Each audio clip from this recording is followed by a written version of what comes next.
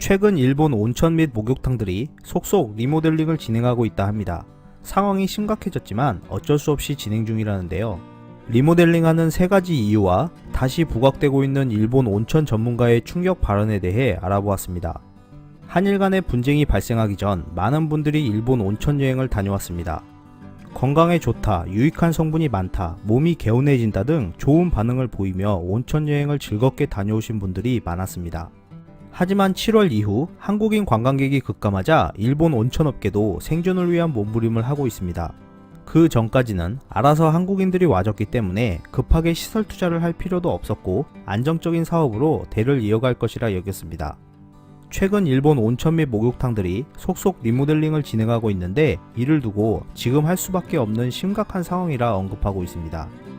여기에는 세 가지 이유가 있었는데요. 가장 큰 영향을 끼친 것은 10월에 있을 소비세 인상을 들었습니다. 시간을 두고 여유롭게 리뉴얼을 진행하려 했던 곳들도 10월 전에 탄산 실키탕을 갖춘 곳으로 개조를 하고 있는 모습입니다. 두 번째 이유로는 도쿄올림픽 특수를 꼽았습니다. 한국인들이 오지 않는 상황에서 올림픽이 끝나면 경기가 어떻게 될지 모르기 때문에 먼저 해두지 않으면 폐업할 수도 있다는 위기감에 특수 전에 시설 투자를 진행하고 있다 합니다. 세 번째 이유로는 지금 리모델링을 해서 올림픽 특수를 활용해 해외 고객도 만들며 사업이 자리를 잡아야 하는데 만약 그렇지 못하면 수익률이 좋지 않아 후계자가 사업에 대를 이으려 하지 않을 것이라는 겁니다. 일본 온천 및 목욕탕들이 속속 버블탕과 탄산 실키탕을 도입하여 개조하는 이유는 시설 낙후도 있지만 좀 더 온천처럼 보이려 하는 이유도 있어 보입니다. 여기서 일본 온천 전문가 고노리 다케노리 씨의 충격 발언을 다시 한번 언급하지 않을 수 없는데요. 그는 온천의 나라로 알려진 일본이지만 전국 13,800여 개의 온천 중 제대로 된 온천은 1%에 불과하다고 전했습니다. 또한 연간 1억 3천만 명이 진짜 온천으로 착각하고 일본을 찾아와 비싼 돈을 지불하며 속고 있는 것을 보고 참을 수 없었다라 했습니다. 2003년 SBS 뉴스에 따르면 일본 온천 70%가 가짜이고 끓인 물을 사용하며 그 물에서 레지오넬라균이 발견되었다고 보도했습니다. 대부분의 온천이 물을 자주 바꿔주지 않아 수질과 위생 상태가 매우 심각해 레지오넬라균이 사회 문제화 되었던 적이 있었는데요.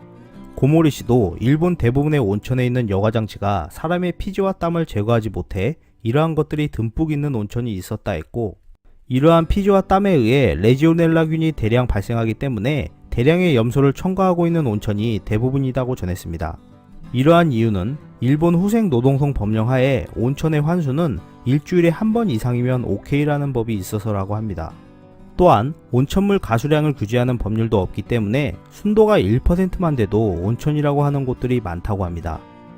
일본 온천 및 목욕탕들이 10월 전에 좀 더 온천처럼 보이도록 리모델링을 진행하고 있기 때문에 도쿄올림픽 기간에 방문할 관광객들이 가짜 온천에 더 많은 돈을 쓸 것으로 예상되고 있습니다.